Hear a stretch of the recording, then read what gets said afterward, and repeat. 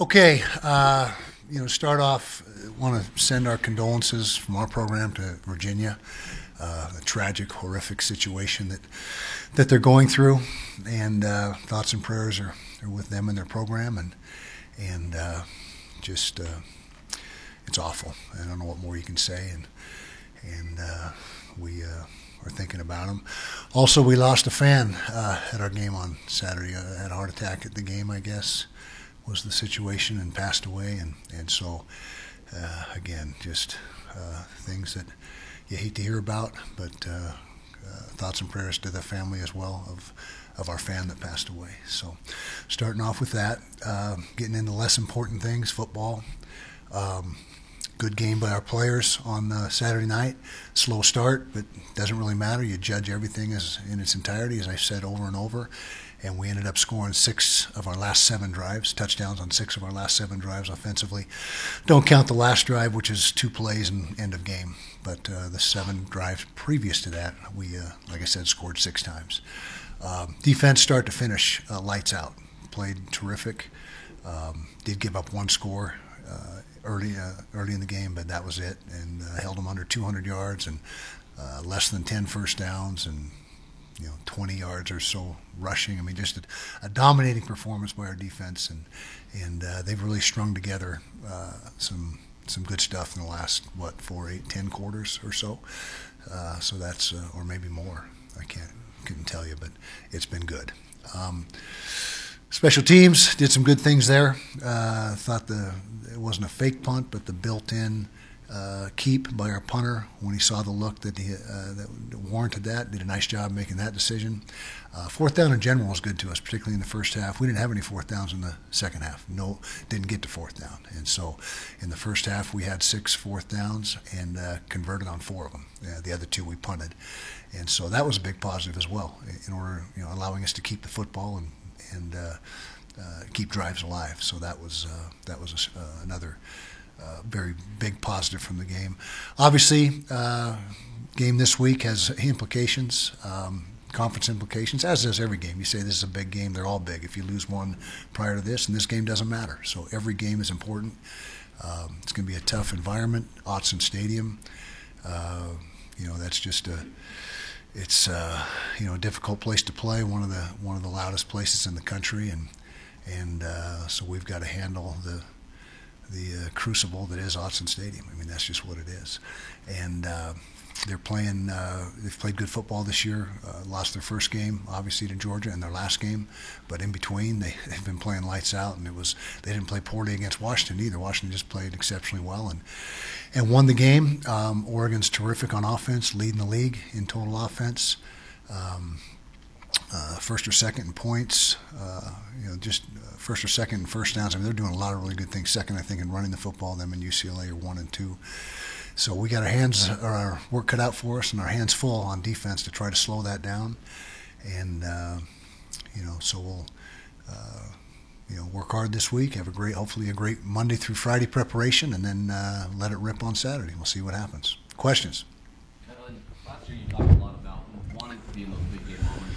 Yeah. Do you feel like you've learned from those opportunities last year or years past that help you in games like this? Yeah, I think all the players that experienced that last year, certainly it's a benefit for them. Of course, the new guys, it's neither here nor there, but we've had our backs to the wall ever since UCLA, and every single game has been a pressure game, and that's what you want to play in. I mean, if you're not playing in pressure games, that means you're irrelevant, and so you don't want to be irrelevant. You want your backs to be against the wall, or each game mattering, and critical, which is the situation we're in, and we welcome that, and our guys have handled it very well for the last whatever games we've had since UCLA, 4 or 5 games, and so that's something that we don't look at as anything but a big positive, and there's a reason it's a pressure game and a big game, because you've earned that right to have it be that. So that's something that we welcome. How gratifying is it when you first got into conference, you had to build it up, and now, except for the COVID season, which I don't think should. Nobody counts that. Right. Nobody counts that, do they? COVID. It's just like hyperspace. Put it in the hyperspace. So like the last 4 years, excluding COVID, including this year. Which we all exclude, right? Nobody. Okay. Deep in November, you're in the race, and if you go back even more, you can get like 5, 6 years deep in November during the play. So I just wonder how gratifying is it to be at this stage of the season and still playing those pressure games you speak of? Extremely gratifying, and it speaks to the talent and the resiliency and the, maybe not resiliency, but the just the competitiveness of our players. And you go back, and why we have those type of players, because our assistant coaches do such a great job of bringing in the right type of player into this program, both from a talent standpoint, an attitude standpoint, a character standpoint. And that's exactly right. We've been in the hunt for a lot of years, deep into the season. And again, you got good players, good things typically happen. So very gratifying in that respect. What do you got, Justin? You're burning up over there. Justin's question is, with Tavion Thomas coming off of a career night versus Stanford, can we expect to see a good Bill Smith? We sure hope so. We'll see how the week goes and what the plan is, but I can't see him not being a big part of what we do. And you're right, he came off of one of his best performances and was very productive for us, to say the least. That's an understatement. And hopefully we get more of the same this week. Kyle, what does it say about the job that Jim Harding has done, that you guys are down to your third center and nobody really flinched at all? Yeah, Jim Harding, as I've said many times, one of the best offensive line coaches in the country at any level. And he just, he gets his guys ready, and to be on our third center, like you said, Coley came in and didn't miss a beat, graded out exceptionally well, answered the bell, was ready to play. And that just tells you about his ability to prepare a group and have depth in that group and be able to put a good product out there regardless of circumstances. Just to follow that up, Mike Paul or Johnny be ready for Saturday? Say it again? Mike Paul Miley or Johnny Maillet be ready? We hope so. Yeah, we hope to have at least one of them. It may be both, but we hope to have at least one of the two. So still early in the week. You had success, obviously, against Oregon last year, but brand new coaching staff, Mm-hmm. a lot of new players. What is the biggest difference between last year and QB, without a doubt. Bo Nix is a tremendous player. I believe he's second or third in the QBR in the country.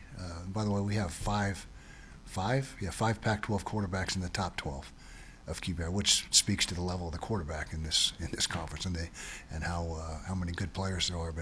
But that is absolutely the single biggest difference between last year and this year.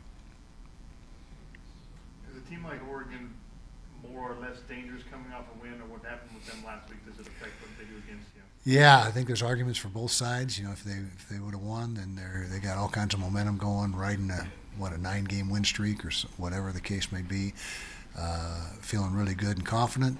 But if they lose, and their backs are to the wall, just like the rest of us now, and with UCLA losing, and it's there's no margin for error really for anybody, and so that's argument that maybe that's provides them with more fuel. So could go either way. Either whichever side you take, there's a legitimate argument for either side. Your first matchup with Dane Lanning, his staff. How do you go about prepping for that? What's your knowledge?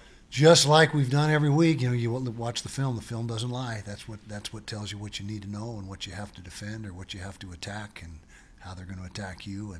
And so that really is no different than any other week of preparation for the season. You got to digest the film and study it for hours and hours, and then make your decisions on how you're going to approach the game. And they've done a really good job there. I mean, they got good players and they've got good schemes. So he's off to a really good start. But you got 10 games of film on there, and how do you figure out which film to use and what's real to apply to your game? Well, a few things. Number one, obviously the most recent is usually the most relevant.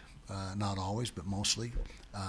Scheme that they faced, either defensively or offensively, similar schemes, are attacked fairly similar from week to week as far as that goes. Injuries, obviously, who's available for them, who's out. So there's a lot of things that go into it, but like I said, teams seem to evolve during the course of the year and find out who they are, and by this time you know exactly who they are. Your teams your offensive side of the ball is averaging about 40 points per game. Mm-hmm. You've obviously been able to be efficient with that. How much has that changed maybe your decision making on considering fourth downs, knowing that it's been a little easier this year than maybe years past? Well, fourth downs, there's a lot of analytics information that goes into that. We're not completely ruled by analytics. It's a guideline and it's a reference. It's not something that is, the analytics say that, so we're going to do that. I mean, you got to have a feel for the game, what's going on at the line of scrimmage, how is your back running, particularly in short yardage, your running back. And so I would say that right now our confidence level is very high. Our percentage on fourth down is very good this season. Both ways, our defense is outstanding defending fourth down, and our offense is doing a great job on fourth down. So it's more a feel thing than anything, but the analytics do play a big part in it. I'm not going to say that they don't, because they do. And I don't know anyone in the country now that wouldn't have the same answer. I mean, analytics is a part of everybody's approach and preparation, and so that helps determine a lot of the thought process, but again, goes down to the gut feel in the final analysis. How did Dalton Kincaid come out of that? Came out well. He didn't play a whole lot, and when we did put him in, it was more as a receiving threat. Didn't ask him to do a lot of blocking, and he's still not 100% and some soreness, but he's a lot further ahead today than he was last Monday. 6 Pac-12 teams are ranked. I think it's conceivable it could be a 5-way tie for first at the end of the year. Is this the most competitive Pac-12 you've been in? Well, it could be. I mean, I said at the onset that I didn't think anybody was going to go undefeated through conference play. That has been the case as of last weekend, and we have a tradition of cannibalizing ourselves, and this year's no different. And so I would say it's as competitive, if not more so, than any in recent years. But it never seems to be just a clear-cut, one dominating team that just breezes through the schedule. Just doesn't happen in this league, or at least it hasn't for a long time. Kyle, Cam addressed his future on Saturday night. Mm-hmm. You also chimed in on that. Do you believe that his successor is in the room, or is that something you might want to hit the portal to try to find some help? Good question. We got to put the best room together that we possibly can, whether that's through addition of young talent or proven commodities out of the portal. We're in that process right now, and the portal really doesn't crystallize until December 5th, when everyone's going to pour in. There's going to be a huge influx of portal entries, and so we'll do what's best for the room. That being said, we have a lot of confidence in Bryson Barnes, the 2 freshmen. You've seen a little dose of Nate Johnson, what he can provide, just a small dose. Brandon Rose, our other freshman quarterback, is doing a great job developing and running the scout team. You can see him growing every single week. So don't have an answer for you other than we got to restock the room, and that's pretty much a yearly event in the quarterback position where it's more of a transitional group of guys. As you do try to figure this out, just how beneficial has it been to see Nate having live game reps? He's run Zombie through a pass the other night. How beneficial is that to have that on film? Big benefit to see that at least to this point, the stage is not too big for him. The lights are not too bright. I mean, he handled it very poised, with a lot of poise and confidence, and executed his plays exactly how we envisioned, and I think he got a taste of his speed. I mean, that guy is lightning quick and probably could be a running back if that was his desire. He doesn't have any interest in that, and that's not our plan, but he runs the football like a running back. That's how good he is in that regard. When people talk to you about their future and using all their eligibility or exploring the NFL instead, it's hard to not be selfish and say, no, I want you here helping us win games? Or what do you use as your kind of guideline to give guys advice? Well, first of all, as I've said many times, during the season, all decisions we make, everything is geared toward what's best for the team. Once the season ends, it's what's best for the player. And when you get to that point in time, it's how much more room does this guy have to raise his stock? If he's maxed out, and no matter what he does when he comes back, his stock is what it is because of whatever reasons, then we say, hey, go ahead and you have our blessing, and we think that's the right move. If a guy is coming out and we think it's a mistake, and he has a lot more development that can take place, scouts and GMs feedback backs that up and bears that out, then we encourage him to come back. But it's not strong encouragement. It's just be prepared to not be drafted, or if you go out, okay, but be prepared for this, this, and this, because if you put too much of a hard sell and they come back and they get injured or something, I mean, it's got to be their decision. But you want to give them input and advice if they ask for it, and 95% of them do ask. But and now there's an asterisk to this is NIL. Can I make more staying than I could as a free agent, in the NFL, which is very viable for a lot of them. I can do better here financially than I can, because what are the odds of a free agent sticking? It's it's a long shot and most likely practice roster, and you can do pretty darn good in college now with NIL that you can put together. To that point, has that come up with Cam that potentially he could make more here under NIL than he could? We'll have all those conversations after the season. Right now, it's just generalities. Hey, thinking about coming out. Okay, great. Leave it at that, and then we'll talk specifics and scenarios after the season's over with. Kyle, you've dealt with your share of tragedies that you've seen emphasized maybe more than any other coach in the country with what's going on in Virginia. Maybe not now, but do you plan to reach out or just share some of that empathy? We've reached out and done some things to let them know, that we're thinking of them and praying for them. And you're right, we have been through our share of tragedy, and